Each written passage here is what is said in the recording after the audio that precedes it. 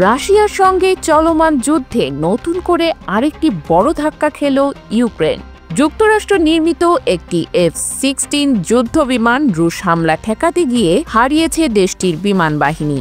এই বিমানগুলোর ওপরেই প্রতিরক্ষা ও পাল্টা হামলার ক্ষেত্রে অনেকটা ভরসা করছে ইউক্রেন। ইউক্রেনের বিমান বাহিনীর বিবৃতির বরাতে রয়টার্স জানায়, এক ঝটিকা অভিযানের সময় একটি F-16 যুদ্ধবিমানের সঙ্গে যোগাযোগ বিচ্ছিন্ন হয়ে পড়ে। বিমানের পাইলট আকাশের 3টি শত্রু লক্ষ্যবস্তু ধ্বংসের পর চতুর্থটির দিকে অগ্রসর হচ্ছিলেন। এমন সময় জরুরি পরিস্থিতির সৃষ্টি হয়। বিমান বাহিনী বলেছে, পাইলট অত্যন্ত সাহসিকতার সঙ্গে কাজ করেছেন। তিনি নিরাপদে বেরিয়ে আসতে সক্ষম হয়েছেন, তবে বিমানটি রক্ষা করা সম্ভব হয়নি।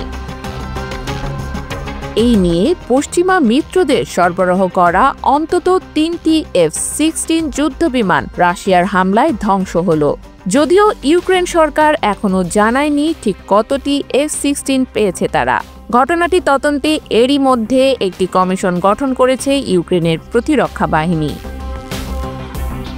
এর আগেও বেশ কয়েকবার F-16 হারানোর খবর সামনে এসেছে।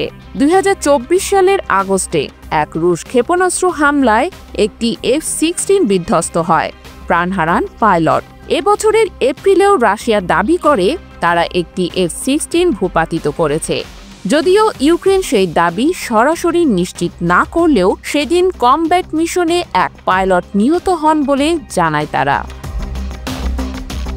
F-16 যুদ্ধবিমানগুলো শুধু শত্রু বিমান মোকাবেলা নয়, বরং রুশ ক্ষেপণাস্ত্র ঠেকাতেও গুরুত্বপূর্ণ ভূমিকা রাখছে ইউক্রেনের আকাশ প্রতিরক্ষায়।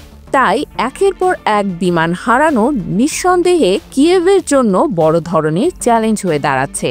আগামী দিনে এই বিমান ক্ষতির প্রভাব কতটা গভীর হয় তা সময়ই বলবে। তবে এই মুহূর্তে ইউক্রেনের জন্য প্রতিটি F-16 যেন একটি অমূল্য সম্পদ।